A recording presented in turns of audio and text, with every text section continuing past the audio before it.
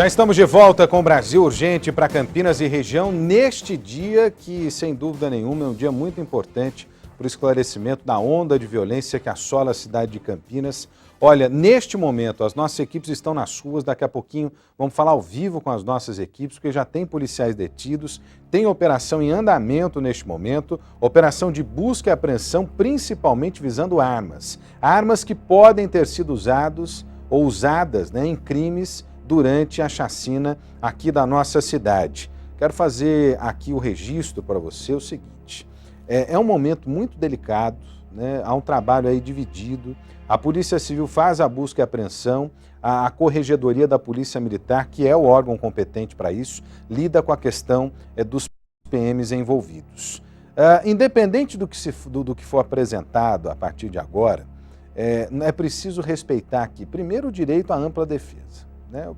Primeiro, o direito à ampla defesa. Essas pessoas precisam se defender e precisam mostrar, né, se não fizeram algo que não fizeram, ou realmente entregarem o que fizeram. O problema é que o conjunto de provas, né, o conjunto de indícios, que inclui provas técnicas, provas sociais, né, provas testemunhais, está colocando essa gente, ou pelo menos parte, né, dessas pessoas na cena dos crimes ou de um crime, né, especificamente. E isso é algo muito grave e que, sinceramente, precisa ser tratado com muita responsabilidade. Acho que tem que ter a mão forte do governador do estado de São Paulo, Geraldo Alckmin, a mão forte do secretário de Segurança Pública do estado, doutor Fernando Grella, né, porque nós estamos falando aqui de pessoas que não tem conduta condizente, compatível com a conduta que prega a polícia, que prega a polícia militar especialmente. Estou dizendo isso aqui de coração aberto, com a maior sinceridade do mundo, porque eu tenho certeza que os próprios integrantes da polícia militar, a partir de agora, começam a se sentir um pouco mais aliviados, porque chegou um momento em que apontavam para os policiais militares como policiais assassinos, e isso não é verdade. Isso não é verdade, né? A organização policial aqui de Campinas tem alguns milhares de homens. Eu não vou me recordar de cabeça, mas eu acho que em torno de 3.000 a 3.500 policiais aqui compõem o Comando de Policiamento do Interior 2 na região de Campinas. E nós não podemos sair apontando para esses homens como se eles fossem assassinos, porque efetivamente não são, né? A maioria, né, dessa corporação é formada por homens de bem, homens trabalhadores que defendem o pão de cada dia, defendem as suas famílias com um trabalho honroso, defendendo acima de tudo a sociedade. Por isso a instituição precisa ser preservada e é em nome dessa instituição, né, esse meu comentário. Em nome dessa instituição, esse meu comentário. Né? Não adianta sair apontando o dedo, isso, aquilo, porque nós não podemos generalizar. O crime, como prevê a lei, precisa ser individualizado e aquele indivíduo, né, que se destoou do todo é que precisa ser punido. A instituição e as outras pessoas que integram essa instituição precisam ser preservadas. Né? Por isso eu continuo dando aqui meu total apoio à polícia militar, à polícia civil, entendendo que essas instituições são instituições mais do que importantes, né, para a nossa cidade, para a nossa região. Daqui a pouquinho nós vamos trazer aqui todos os detalhes a respeito desse caso. Parece que nesse momento algumas casas estão sendo vistoriadas, nós não estamos trazendo detalhe agora, até para não comprometer, né, a continuidade da operação, que segue em andamento, né, está em andamento. Então nós não podemos aqui abrir essas informações, né, porque senão daqui a pouco a gente pode até prejudicar esse trabalho. Mas assim que a gente tiver condições, nós vamos trazer mais detalhes, mas saibam vocês todos aí do outro lado que nesse momento existe essa operação em andamento, né, operação para, de uma vez por todas, né, dar início à elucidação desse caso envolvendo a chacina aqui em Campinas. Daqui a pouquinho eu vou falar mais sobre o caso. Olha, segundo a Organização Internacional do Trabalho, 170 mil pessoas no Brasil ainda são submetidas a atividades forçadas. São os chamados espaços ocupados pelo trabalho escravo, né? Aliás, na semana passada nós mostramos aqui uma operação da Polícia Rodoviária Federal e do Ministério Público do Trabalho na região de Atibaia, Bragança Paulista, e que flagrou a atividade de pessoas, infelizmente, submetidas a condições análogas à escravidão, ou seja, parecidas com a escravidão. Mesmo o país sendo referência mundial na luta contra esse tipo de crime, porque o trabalho escravo é crime, é crime. Mesmo o país sendo referência mundial, né, na luta contra esse tipo de crime, infelizmente, casos ainda são registrados. Ô Felipe Pereira, de quem é essa nossa reportagem, hein? De quem é essa nossa reportagem? Ah, da Ilete Zanotti. Deixa eu ver a reportagem então, tá aqui, ó. Olho na notícia. O Ministério Público do Trabalho da 15ª Região, que atua em 599 municípios do estado de São Paulo, registrou um aumento de 43% no número de inquéritos que investigam casos de trabalho escravo. Em 2012, foram 100 procedimentos contra 143 em 2013. Entre as regiões, Campinas saltou de 37 para 59 casos em 2 anos. O acesso à informação faz com que, de fato, cheguem novas denúncias e, por outro lado, há uma articulação entre os órgãos que estão encarregados do combate da erradicação ao trabalho escravo e as ações se tornam mais efetivas e mais recorrentes. Por isso, esse incremento de 43% dos casos de trabalho escravo em todo o âmbito aqui da PRT da 15ª Região. Na semana passada, por meio de denúncias, carvoarias da região de Bragança Paulista foram fiscalizadas. Nelas, 34 pessoas, incluindo crianças e adolescentes, foram resgatadas por causa das más condições de trabalho.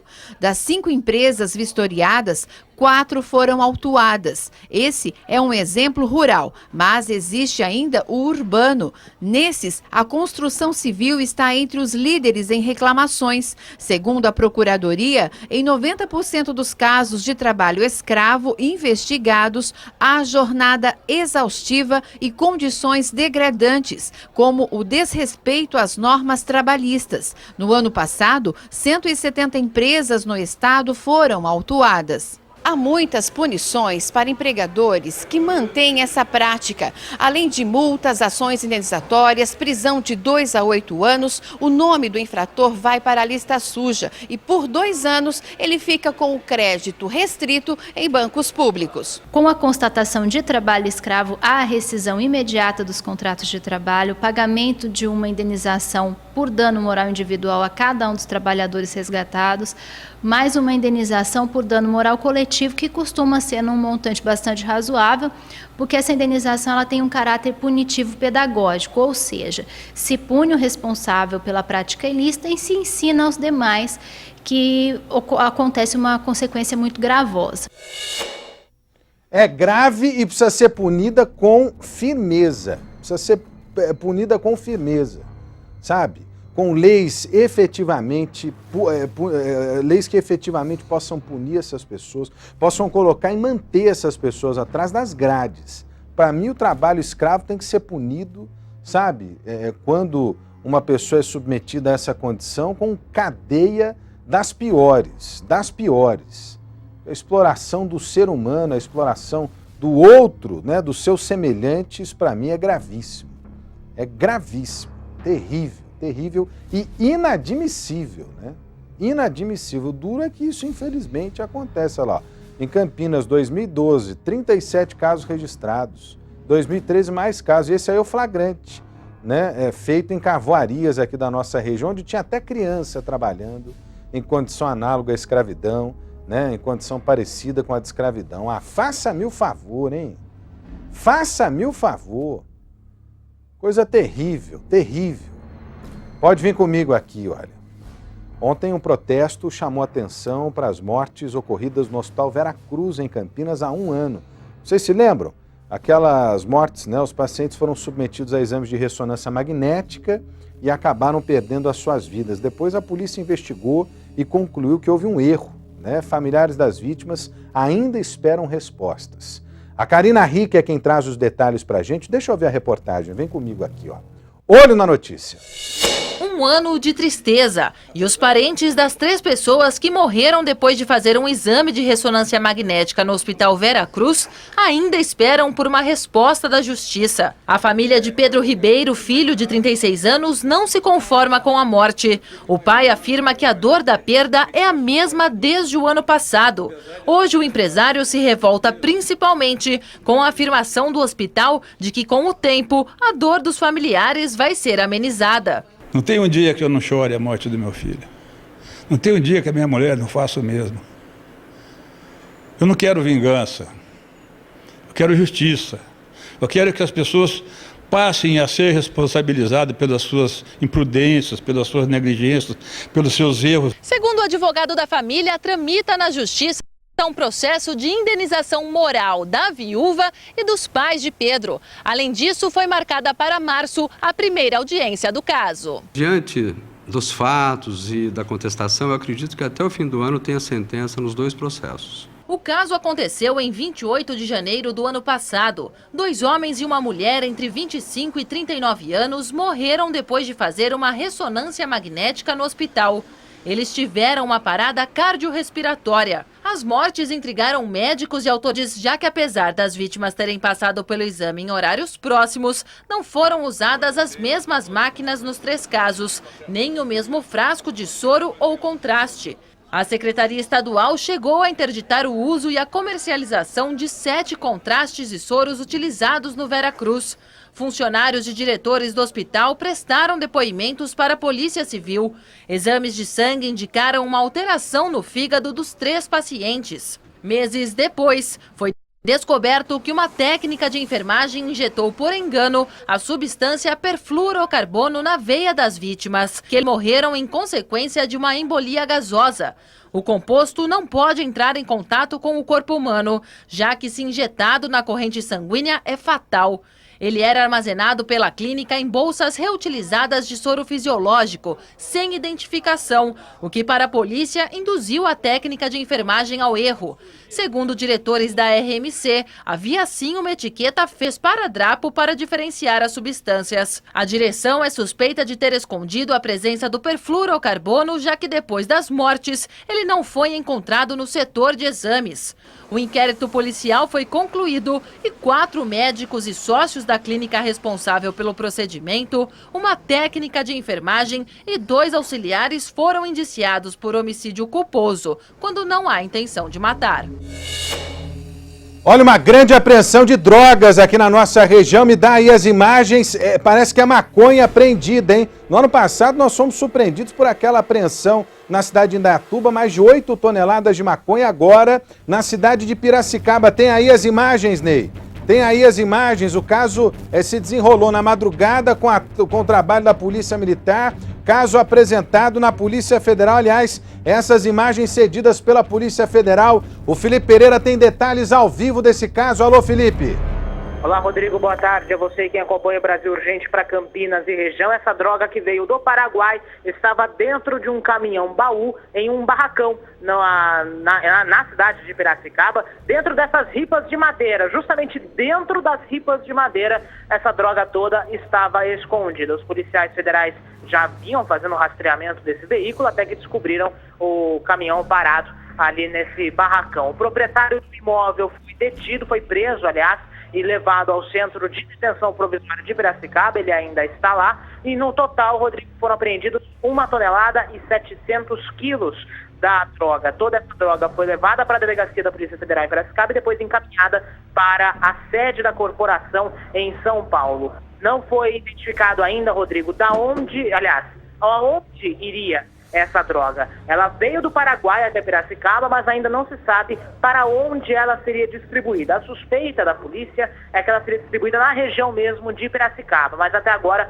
não houve a confirmação desse fato. Essa droga, repito, foi levada toda para a sede da Polícia Federal em São Paulo, Rodrigo. Aliás, droga que estava escondida aparentemente nos mesmos moldes, né, daquela outra daquela outra maconha apreendida na região no ano passado, entre a carga de madeira desses caminhões, né, Felipe Pereira? Entre a carga de madeira desses caminhões, droga que veio do Paraguai, segundo a investigação da Polícia Federal. A Polícia Federal que vai se aprofundar certamente, porque não basta apreender a droga e reconhecer ali quem estava transportando a droga. A polícia quer saber mais, quer saber a origem, quem é o dono da droga, quem iria distribuir essa droga, né? Tudo isso é importante para a investigação policial, por isso a investigação não para nessa apreensão. Trabalho importantíssimo da polícia, né? Bloqueando a entrada de entorpecente aqui na nossa região. Onde tem droga, tem violência, né?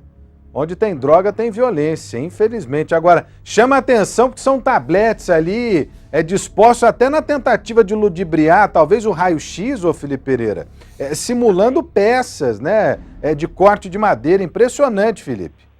Pois é justamente isso que os criminosos tentaram fazer, esconder os tabletes de maconha junto com as ripas de madeira para que ninguém desconfiasse do que se tratava. Essa ação também chamou a atenção dos policiais que atenderam a ocorrência. Tem a etiqueta, inclusive, dessa droga que veio do Paraguai, e aí o montante que foi apreendido pelas equipes da Polícia Federal em Piracicaba. 1 tonelada e 700 quilos de maconha que foram retiradas de circulação e levadas para São Paulo. Droga pra caramba tirada de circulação, ainda bem, né, para preservar e proteger as nossas famílias e certamente afastar a droga das pessoas queridas da gente. Obrigado ao Felipe Pereira, falando ao vivo nesse Brasil Urgente para Campinas e também para toda a nossa região. Olha quanta droga, velho. Olha quanta droga. É droga pra caramba, hein? Droga pra caramba. Impressionante, velho. Pode vir comigo aqui. Ô Felipe Pereira, nós já temos condição de falar ao vivo com alguém da nossa reportagem. Se você ligou a televisão agora, saiba que neste momento há uma operação coordenada pela Polícia Civil, pelo Ministério Público, por meio da Força Tarefa que investiga a chacina em Campinas. Essa operação tem uma participação da Corregedoria da Polícia Militar. Estão sendo detidas pessoas suspeitas de envolvimento com esse crime, aliás, suspeitas que incluem a participação de policiais militares. Há buscas, inclusive, por armas, viu? Buscas por armas neste momento. Assim que tiver condições, Felipe, pode dar um grito aqui que nós vamos mobilizar a nossa reportagem que segue circulando por Campinas, trazendo detalhes a respeito das prisões já efetuadas e também do que a Força Tarefa encontrou pela frente. É a informação do momento, a operação está em andamento, né? É bem provável que nos próximos minutos, inclusive, o comando da Secretaria de Segurança Pública possa se manifestar a respeito do caso. Se tiver que cortar na carne, vai cortar. Se tiver que cortar na carne, vai cortar. Andréa Marques já está ao vivo comigo, Felipe Pereira? Alô, Andréa Marques, trazendo mais detalhes para a gente, a movimentação da polícia. Não sei nem se a Andréa já pode dar informações do local onde ela está, mas pode pelo menos falar dessa movimentação para a gente, Andréa. Boa tarde. Boa tarde, Rodrigo. Olha, exatamente, eu não posso divulgar, até por uma questão de sigilo da própria polícia, mas nós estamos em diligências aqui na região da John Boy, à espera aí de um PM que acabou de ser detido, até para averiguações aí, para ver se ele tem ligação com os crimes ocorridos nos dias 12 e 13. Essa diligência é acompanhada pelo Grupo Especial de Resgate, o GER de São Paulo, que veio dar reforço. A DISE também, que é a Delegacia de Investigações, também está presente e eles estão aguardando mais informações. Agora, esse trabalho da polícia, Rodrigo, começou por volta das 2h da tarde e deve se estender até por toda esta quarta-feira. A informação que a gente tem é que 5 policiais militares já estão detidos, Rodrigo. Bom, é a informação que nós temos, precisa ser confirmada ainda são pela informações Secretaria... extras oficiais. São ser confirmadas pela Secretaria de Segurança Pública do Estado de São Paulo, né? Afinal de contas, a Secretaria precisa se manifestar, é gente que integra aí o quadro da Secretaria. Né? Por enquanto não tem nome, aliás, a divulgação de nome precisa ser feita com muita cautela, né? A divulgação precisa ser feita com muita cautela, até para não expor pessoas que não têm nada a ver com a história de maneira errada, e isso a gente não quer fazer jamais, mas tem informação, inclusive buscas estão sendo feitas neste momento, como disse aí a Andréa Marques. Daqui a pouquinho nós vamos trazer mais detalhes ao vivo aqui na tela da Band. Você continua acompanhando essa movimentação na tarde de quarta-feira aqui na nossa cidade, na nossa região. Daqui a pouquinho também tem uma reportagem, porque parece que hoje foi feita uma busca, não é isso, Felipe Pereira? Parece que foi feita uma busca por uma arma e que teria sido perdida, supostamente perdida, num rio aqui da nossa cidade. E essa arma pode ter ligação com a série de mortes. Daqui a pouquinho o Felipe vai trazer esses detalhes para a gente. Antes, me dá aí a reintegração de posse. A Prefeitura de Campinas pediu a reintegração de posse daqueles prédios que ficam dentro do Lago do Café. No local moram 3 famílias que vão ter que deixar as residências. A Secretaria de Serviços Públicos vai passar a funcionar naquela área e vai precisar ocupar esse espaço. A liminar para desocupação é aguardada para fevereiro. A Eliette Zanotti traz os detalhes e está aqui, ó. Olho na notícia. As negociações com as 3 famílias e com o órgão do Ministério da Agricultura que ocupam o Lago do Café vêm desde o início do segundo semestre de 2013. Elas foram notificadas dentro da lei e tiveram um prazo de 30 dias para se manifestar. Não se manifestaram e continuaram no imóvel. Diante da recusa e da manifestação, a Prefeitura então ingressou com uma ação de reintegração de posse. De acordo com a Prefeitura, a fazenda experimental do extinto Instituto Brasileiro do Café foi transferida da União para o município em 1990 por meio de decreto. Os moradores são parentes de ex-funcionários do IBC. Apesar da escritura da área ser da Prefeitura, tanto as famílias como o Serviço de Inspeção Federal continuam na propriedade sem custos de energia, água e com segurança privada. Nossa equipe tentou conversar com as famílias. 2 não estavam e outra não quis falar sobre o assunto. A Secretaria de Serviços Públicos, que pretende ocupar os prédios, estima que a decisão da Justiça deve sair em fevereiro. Existe uma determinação do prefeito para que a Secretaria de Serviços Públicos ocupe o parque como sede. Então, essas várias casas que existem lá servirão para agrupar os vários serviços da Secretaria. Agora, precisa cuidar dessas pessoas que estavam lá já, né? Para que essas pessoas depois não fiquem abandonadas. Afinal de contas, elas ocupam espaço há muito tempo. Nós entramos em contato com o Ministério da Agricultura, que ocupa parte da área, e diz que vai ter que deixar um dos prédios que ficam lá no local, mas até agora nós não tivemos retorno, né? Até agora o Ministério da Agricultura não nos deu retorno. Agora, a pergunta aqui é a seguinte: esse Lago do Café ficou fechado um tempão, porque tinha carrapato, estrela, tinha capivara, tinha bruxa, tinha saci, tinha um monte de coisa lá, o Felipe Pereira. E já foi reaberto o Lago do Café, porque eu sinceramente passo por ali. Eu não sei se é por falta de atração, é por falta até de divulgação, mas eu não vejo as pessoas ocupando, não vejo as pessoas usando o Lago do Café, não. Aliás, um lugar belíssimo, um lugar belíssimo. Eu sei que foi reaberto, mas eu não sei se o povão está com coragem de enfrentar lá o Lago do Café, não, viu? Acho que o pessoal está com medo. Acho que o pessoal está com medo, viu? Pelo menos é a impressão que eu tenho desse Lago do Café aí. A gente podia até trazer uma entrevista aqui, isso é prestação de serviços, né? Para mostrar esse Lago do Café aí, o que ele tem, qual a história dele, se as pessoas podem realmente ou não podem visitar, passear no parque. São informações importantes também, a gente pode divulgar isso. Vem comigo aqui, olha.